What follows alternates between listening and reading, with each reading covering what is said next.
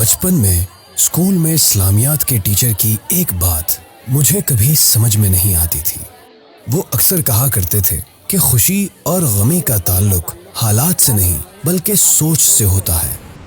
اس بات کا مطلب مجھے پچھلے ہفتے سمجھ آیا جب میں اپنی مصیبتوں کی لسٹ لے کر ایک بزرگ کے پاس پہنچا۔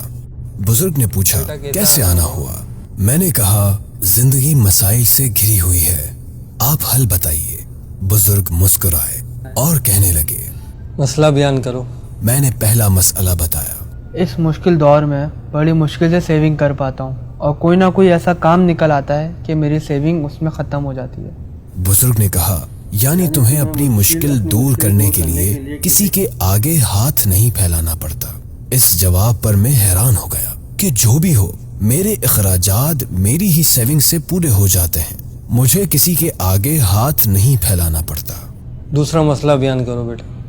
سیلری کی اچھی خاصی رقم گھر کے کرائے میں نکل جاتی ہے۔ اس کا مطلب تمہارے پاس سر چھپانے کے لیے چھت موجود ہے نا؟ یہ بات سن کر حیرت سے میری آنکھیں پھٹ پڑی کہ میں نے یہ تو کبھی سوچا ہی نہیں کہ اس دنیا میں کتنے لوگوں کے پاس سر چھپانے کے لیے چھت بھی نہیں ہوتی۔ تیسرا مسئلہ بیان کرو بیٹا۔ حضرت ہر مہینے گیس، بجلی، پانی، پیٹرول کا اچھا خاصا ٹیکس ادا کرنا پڑتا ہے۔ یعنی تم ان چیزوں کو استعمال بھی کرتے ہو اور اس کی استعداد بھی رکھتے ہو؟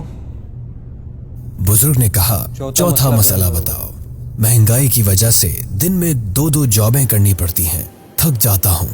بزرگ پھر مسکرائے اور کہا یعنی تمہارے اندر 2 جابز کرنے کی طاقت ہے نا؟ ساتواں مسئلہ۔ میں نے کہا ساتواں مسئلہ کوئی مسئلہ ہی نہیں رہا، آپ نے میری سوچ ہی بدل دی، گویا کہ مجھے خوش رہنے کا فارمولا دے دیا۔ بزرگ نے قرآن کی آیت پڑھی لا یکلف اللہ نفسا الا وسعها۔